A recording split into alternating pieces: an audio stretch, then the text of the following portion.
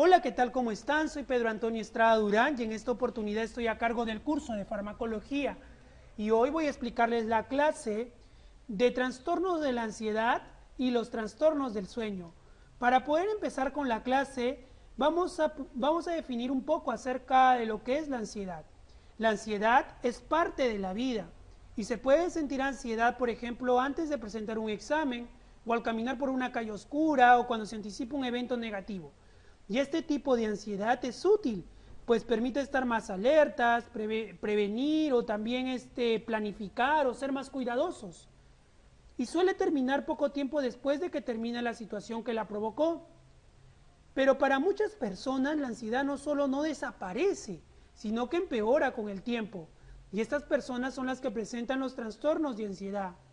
Estos trastornos de ansiedad son los trastornos de pánico, los trastornos obsesivo-compulsivo, los TOC, los trastornos de estrés postraumático, las fobias y los trastornos de ansiedad generalizada.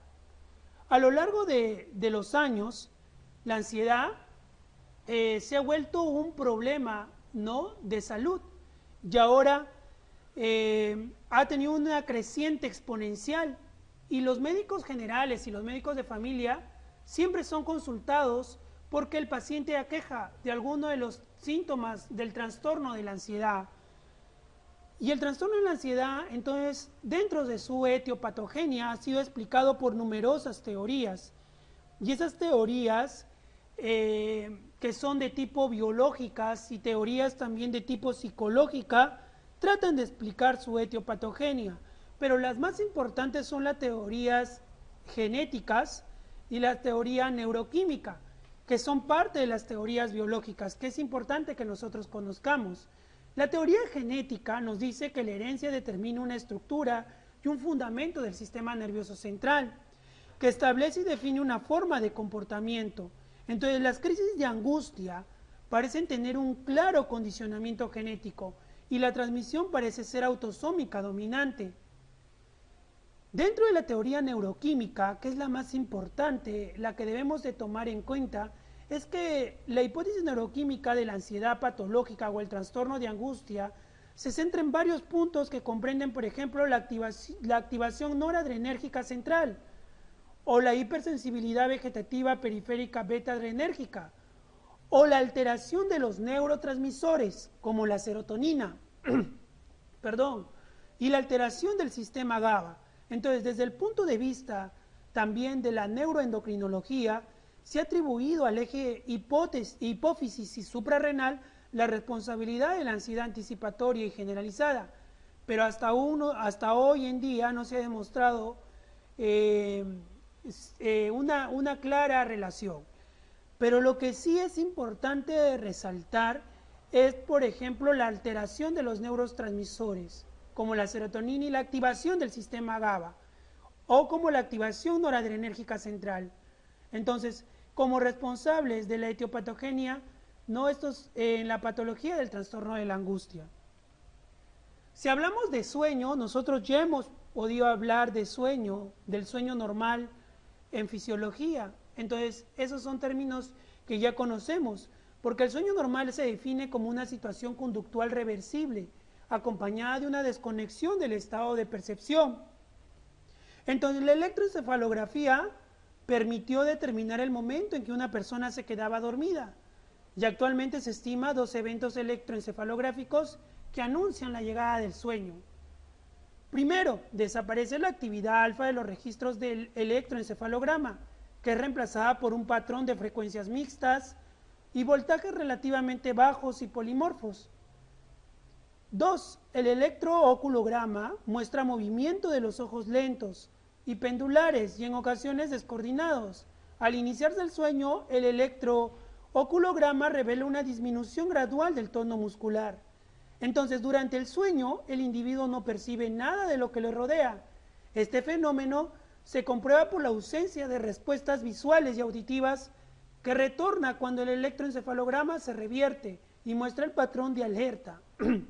Entonces, lo importante de hablar también acerca del sueño, entonces, de acuerdo a los estudios realizados mediante la electroencefalografía y la oculografía, el sueño se divide en dos etapas fundamentales: el sueño no REM, sin movimiento rápido de los ojos, y el sueño REM, con movimiento rápido de los ojos. El sueño no REM muestra en los estudios electroencefalográficos una actividad desincronizada y polimorfa que corresponde a las etapas de sueños superficiales, y posteriormente se observa una progresiva disminución de la frecuencia de los ritmos. Este hecho coincide con una mayor profundidad del sueño. Junto a estos cambios se perciben numerosas modificaciones conductuales y fisiológicas. Entonces el sueño no REM se divide en 4 etapas que brevemente describiremos. Por ejemplo, la etapa 1 se inicia con una desconexión de la percepción del medio ambiente, pero las personas en esta etapa aún responden a los estímulos externos, ¿no? En la etapa 2 se caracteriza por una frecuencia de ondas mixtas de un voltaje relativamente bajo en la actividad de fondo del electroencefalograma. Entonces se observa en el electroencefalograma ondas deltas de alto voltaje, complejos K y usos de sueño, característico estos dos de la última etapa 2. Entonces, también tenemos a la etapa 3, junto con la etapa 4, constituyen el llamado sueño profundo, que presentan ondas lentas o sueños lentos, y la etapa 3 se combina con la etapa 4 debido a la carencia de diferencias fisiológicas documentadas entre las dos. Entonces, aparece normalmente en el primer tercio de un episodio de sueño y abarca entre un 4 a 6% del tiempo del sueño total, mientras que la etapa 4 tiene las mismas características que la etapa 3, salvo que las ondas lentas del sueño, que comprenden más de un 50% del periodo medio en el electroencefalograma, y la etapa 4 representa entre un 12 a un 15% del tiempo del sueño total. Las dos etapas, tanto la 3 y la 4, se denominan sueño lento. Y estas son las benditas etapas que ya las debemos de conocer acerca del sueño no REM. Pero también tenemos el sueño REM. Si ustedes recuerdan, el sueño REM, en este caso, en este estado del sueño, se observa una elevada actividad cerebral caracterizada por un metabolismo cerebral alto, acompañado de imágenes alucinatorias y ensoñaciones muy manifiestas, ¿cierto? Y se suceden espontáneamente movimientos rápidos de los ojos y el tono muscular se suprime, siendo el umbral de alerta elevado. Entonces, ante el más mínimo estímulo, el individuo despierta. Entonces, el registro de fondo del electroencefalograma revela un voltaje relativamente bajo y frecuencias mixtas con actividades teta en ondas dentadas, ¿cierto? Eso lo sabemos por fisiología. Pero los trastornos del sueño, los llamados trastornos del sueño, los desórdenes de sueño y el dormir incluyen más de 80 alteraciones, con exhaustivos detalles y textos explicativos y descriptivos con criterios específicos para el diagnóstico. Eso ya lo verán más adelante cuando estudien psiquiatría. Lo importante es de saber acerca de, más o menos en este contexto de la clase, saber cuáles son los trastornos, los principales. Y los trastornos se dividen pues en disomnias y parasomnias.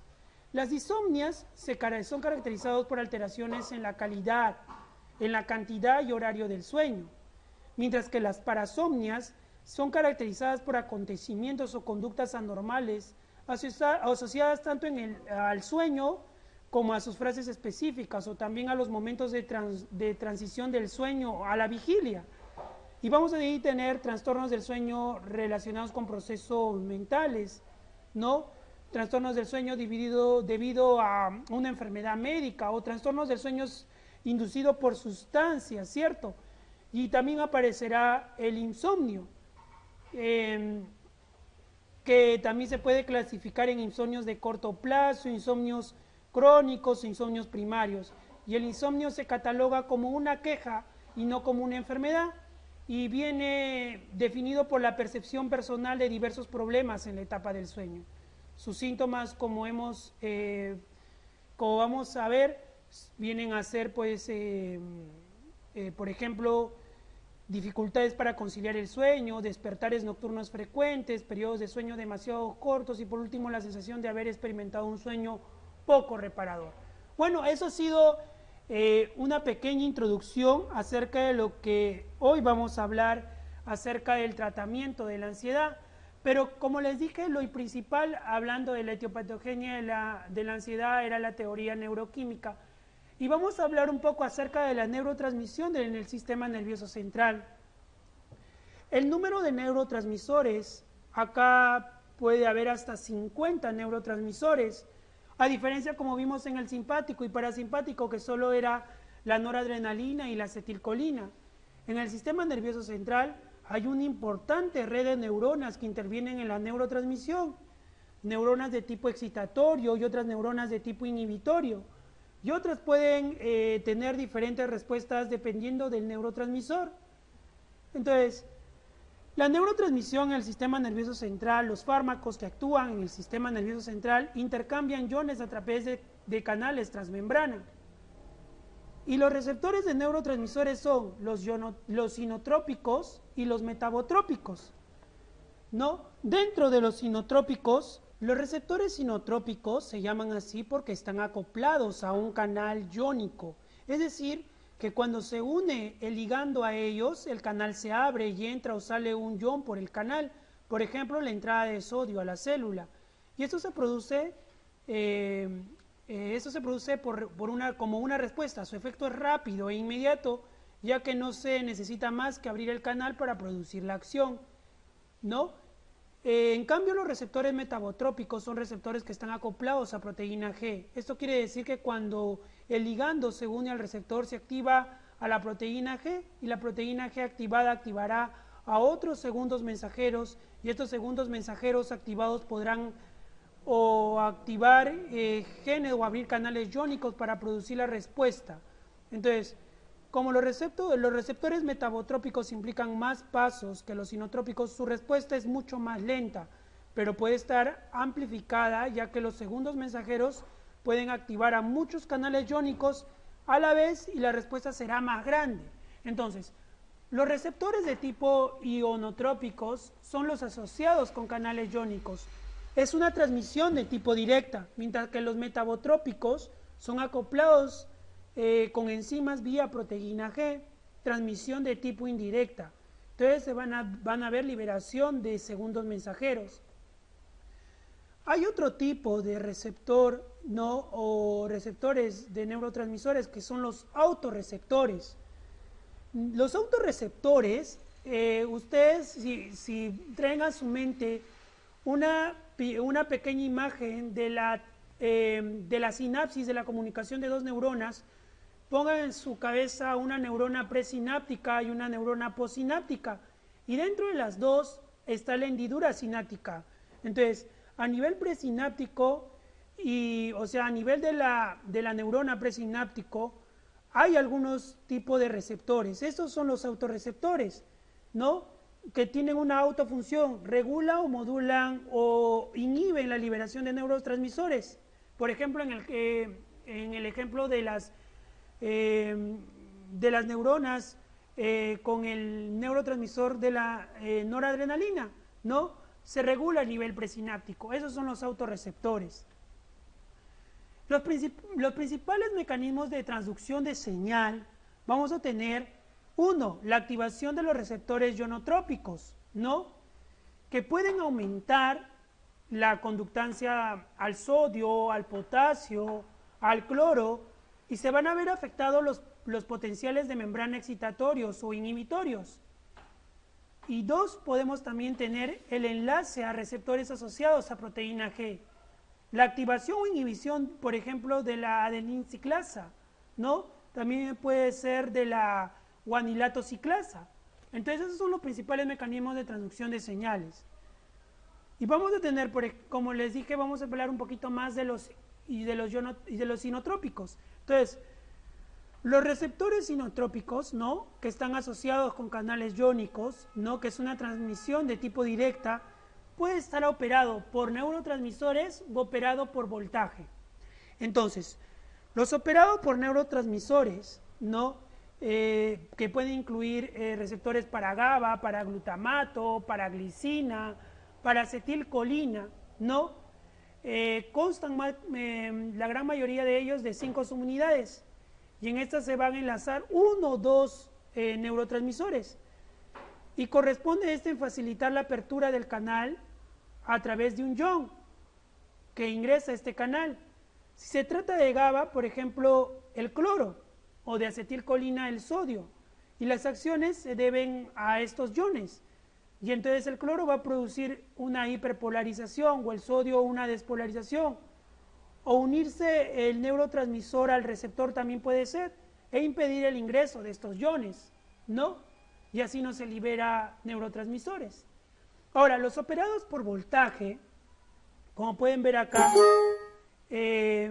disculpen por favor, acá podemos ver que incluyen canales de sodio, por ejemplo, en membranas axonales, o canales de calcio en las membranas presinápticas.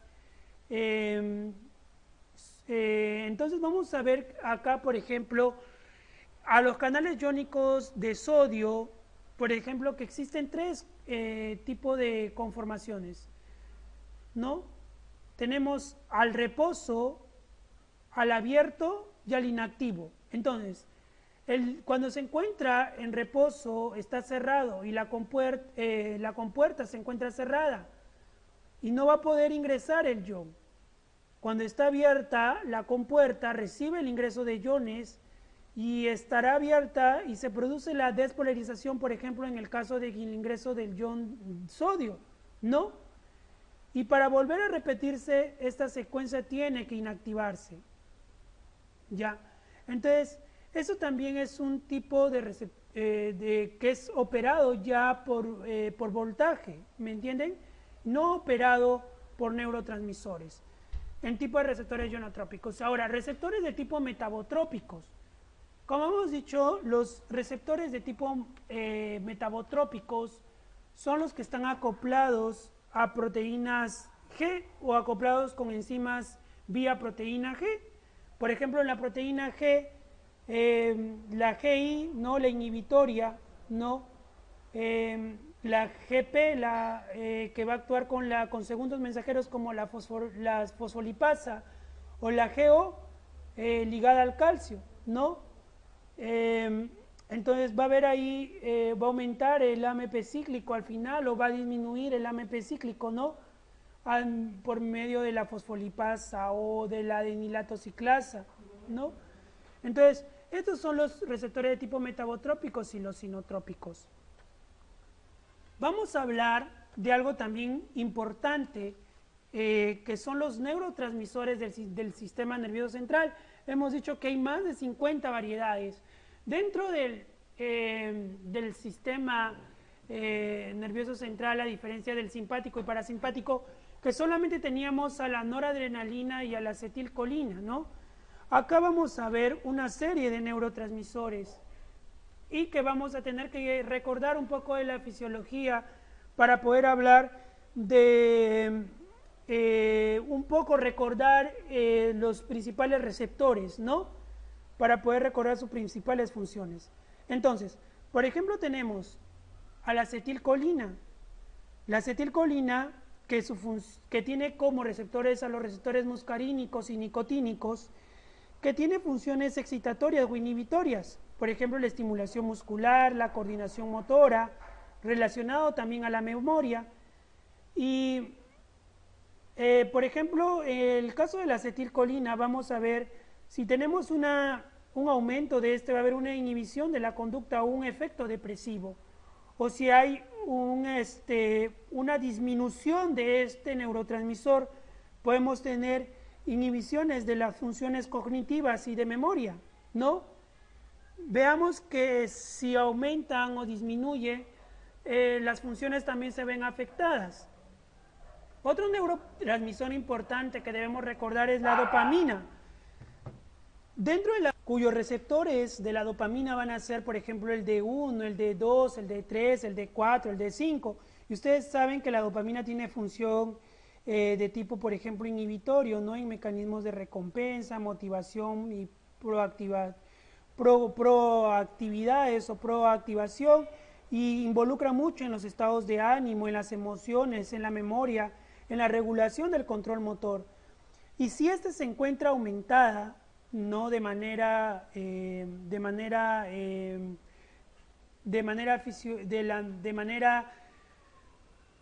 de lo que no es correcto dentro del número fisiológico normal, vamos a tener, por ejemplo, los casos de esquizofrenia, ¿no?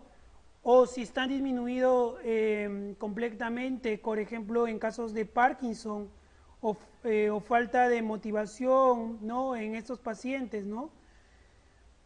Otro neurotransmisor importante es el GABA, y el GABA sí es muy importante, es muy importante en esta clase porque es un aminoácido no de tipo inhibitorio. Entonces, el GABA, como ustedes saben, acá tiene dos receptores importantes, que es el GABA A y el GABA B, que son principalmente dentro del sistema nervioso central. Cuando se ve completamente disminuido, ¿no?, el GABA, se producen anomalías asociadas por cambios, ¿no?, de sus niveles de neurotransmisores, ¿no?, y se va a producir la ansiedad. Y cuando esta ansiedad es producida a nivel del GABA, nosotros vamos a, por ejemplo, utilizar las benzodiazepinas que actúan a nivel del receptor GABA A, que van a mejorar la ansiedad, porque harán que el GABA aumente y mejore su actividad, ¿no? Y están dentro de la terapia dirigida a la ansiedad. Entonces, el GABA tiene, por ejemplo, como funciones el freno de neurotransmisores que conducen a la ansiedad, sensaciones corporales, funciones motoras, motilidad extrapiramidal. Y cuando se ve disminuida, no se ve cambios en los niveles de neurotransmisores, o sea, disminuye la cantidad, vamos a ver, por ejemplo, problemas de trastorno de ansiedad, y cuando aumenta también vamos a ver problemas como esquizofrenia o enfermedad de Alzheimer o Corea de Huntington, que se puede ver un aumento de la cantidad del GABA.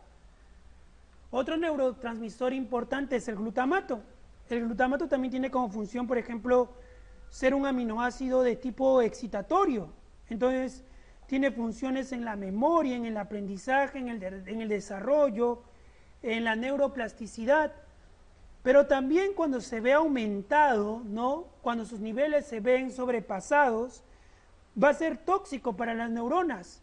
Pero cuando se ve disminuido, va a haber un déficit en funciones intelectuales en la persona. Otro neurotransmisor importante es la serotonina. La serotonina, que tiene como receptor al 5-hidroxi, que es el 5-hidroxitritamina, ¿no? Y que tiene como subtipos del 1 al 4. Entonces, la serotonina, ¿por qué es importante? La serotonina tiene función también de tipo inhibitorio. También está involucrado dentro de la emoción y estados anímicos y control del ciclo sueño-vigilia, o también encargados de detener de la acción de algunos neurotransmisores o el control de la dieta y la conducta sexual, ¿no? Y si se encuentra aumentada la serotonina, vamos a ver personas sin necesidades satisfechas, o sea, personas, por ejemplo, que no sacian el hambre, ¿no?, por ejemplo, o si se ve disminuido en el número de neurotransmisores de serotonina, vamos a ver problemas como la depresión o dificultades en el control de los impulsos, trastornos del sueño, incremento del apetito por carbohidratos, por ejemplo, también. Entonces, otro neurotransmisor importante que volvamos a recordar un poco de él es la noradrenalina, cuyos receptores son el alfa y el beta, ¿cierto?, cuyas funciones van más para el tipo intelectual. También tiene funciones de tipo de vigilancia, regulación del sueño REM, o también dentro de la presión sanguínea, como ustedes saben. Y si se encuentra aumentada la noradrenalina, hay una hiperactividad corporal, hay una irritabilidad manifiesta y hay hiperalerta, ¿cierto? Más que todo se activa la cantidad de noradrenalina, como podemos ver la sintomatología en problemas, por ejemplo, de emergencia, ¿cierto? Y si se encuentra disminuida, hay una hipoactividad y una indiferencia dentro de la parte corporal fisiológica. Entonces vemos que hay una relación importante dentro de los neurotransmisores, la función fisiológica normal, cómo estos deben estar en correcta homeostasis, ¿no? En equilibrio correcto dentro de la corporalidad.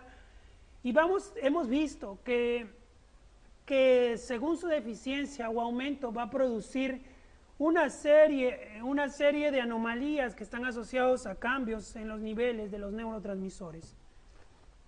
Bueno, con ello hemos terminado la primera parte de la clase. Vamos a seguir hablando, ¿no? Ya de frente del tratamiento, porque hemos revisado algunos conceptos importantes fisiológicos que nos van a servir para poder explicar la familia farmacológica dirigida, ¿no? Al tratamiento de la ansiedad. Vamos a continuar en el siguiente video.